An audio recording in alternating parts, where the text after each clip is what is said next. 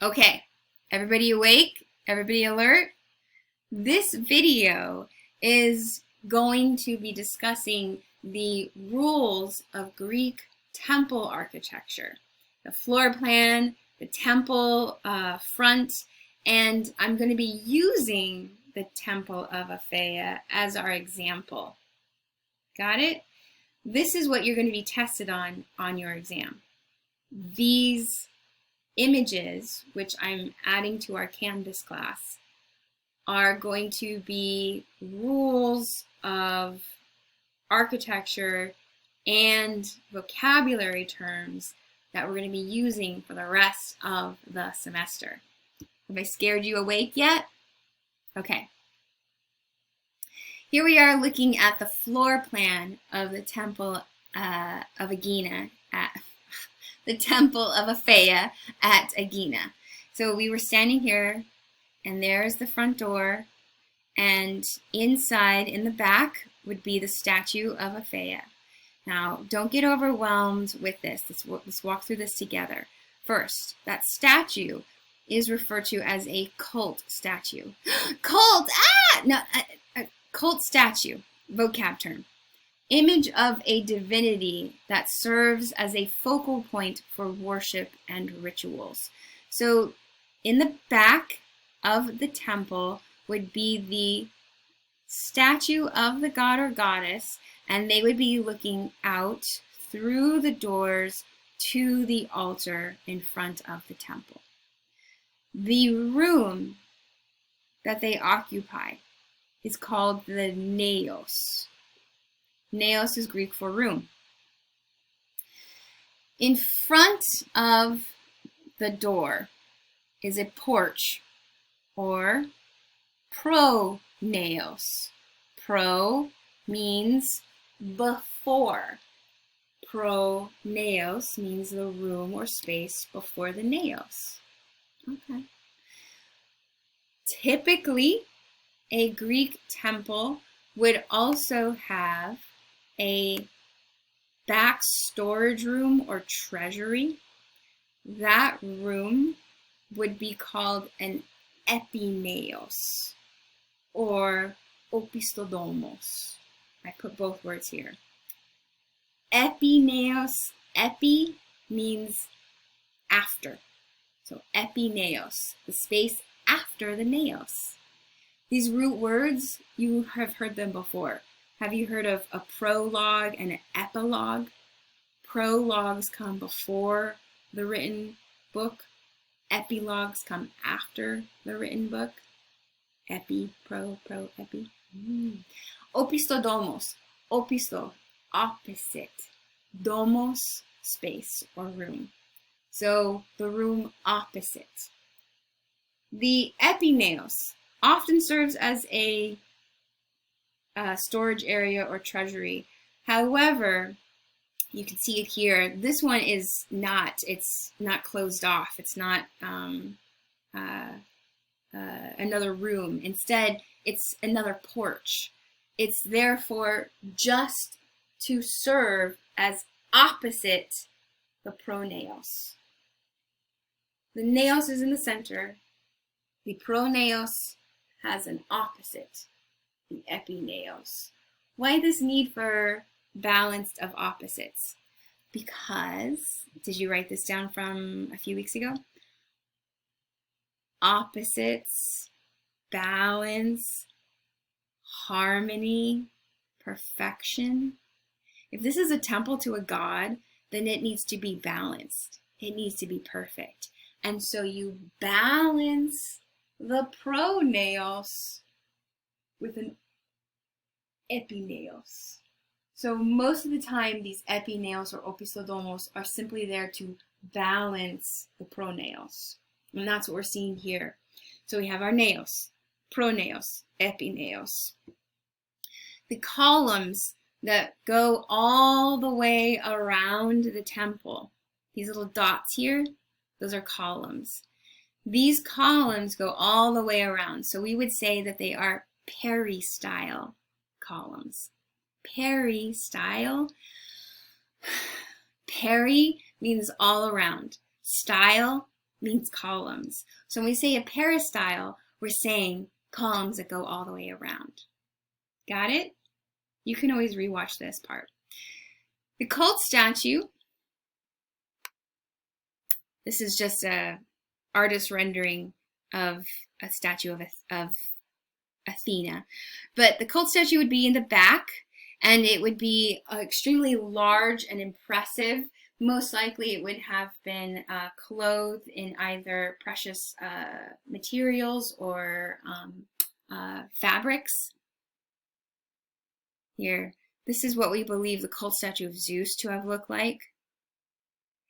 We do not have any surviving remains of the statue of Zeus or the statues of Athena because, well, once worship of the Greek religion or the Greek polytheistic faith is illegal, these temples are destroyed.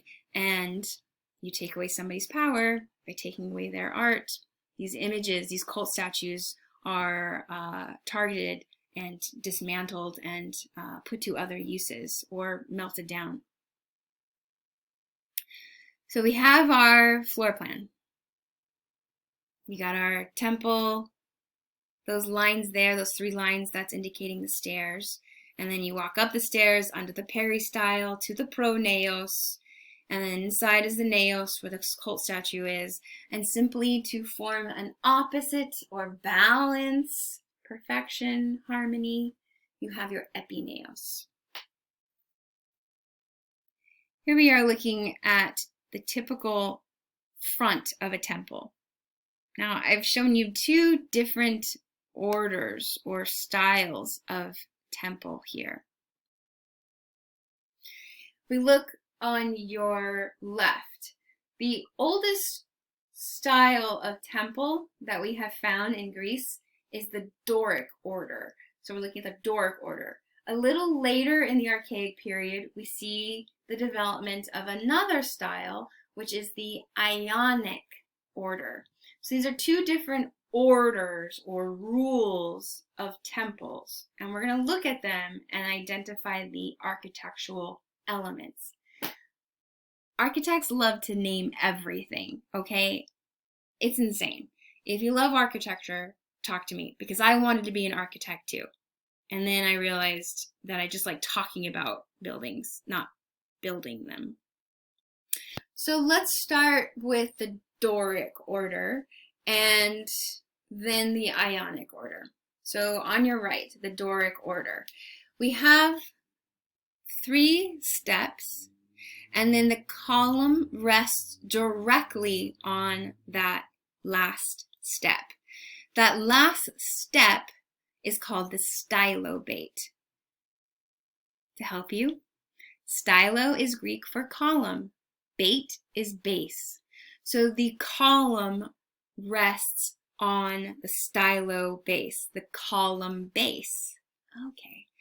The column of the Doric order is very simple.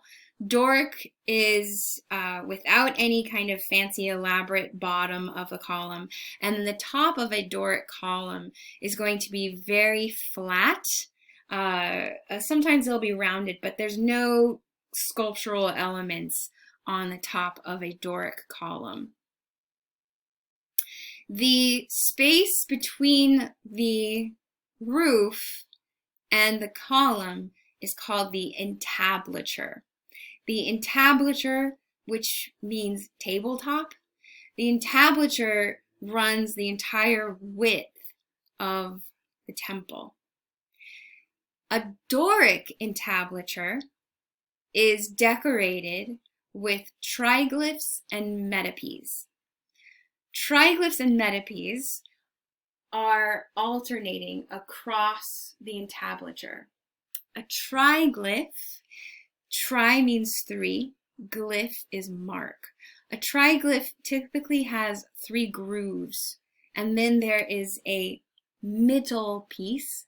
Metope comes from middle piece, and that middle piece is between triglyphs. So you have a triglyph, metope, triglyph, metope, triglyph, metope. The metopes in this diagram, they look smooth, but that's where you would put little squares of sculpture. So you'd have squares of sculpture in those meta pieces, those middle pieces. And then the roof, it's pitched, right? It comes at an angle, creating this triangular shape. This triangular shape is called a pediment. Pediment comes from the word pyramid, triangle shape. So the Doric order, on the other side, Ionic order. The Ionic order, you have your stylobate, and then the column rests on the stylobate. But Ionic order is more fancy.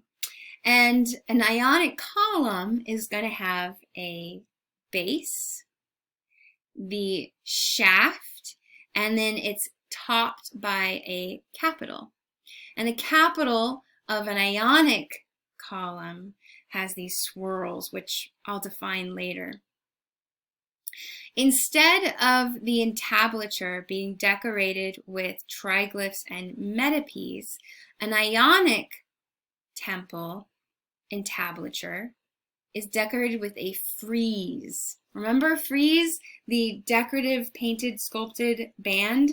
So here it looks blank, but a temple with a Ionic frieze would have some kind of a sculptural element that would run across the entire temple in the entablature. And then again, on top of that, the pitched roof is the pediment. I know, it's a lot.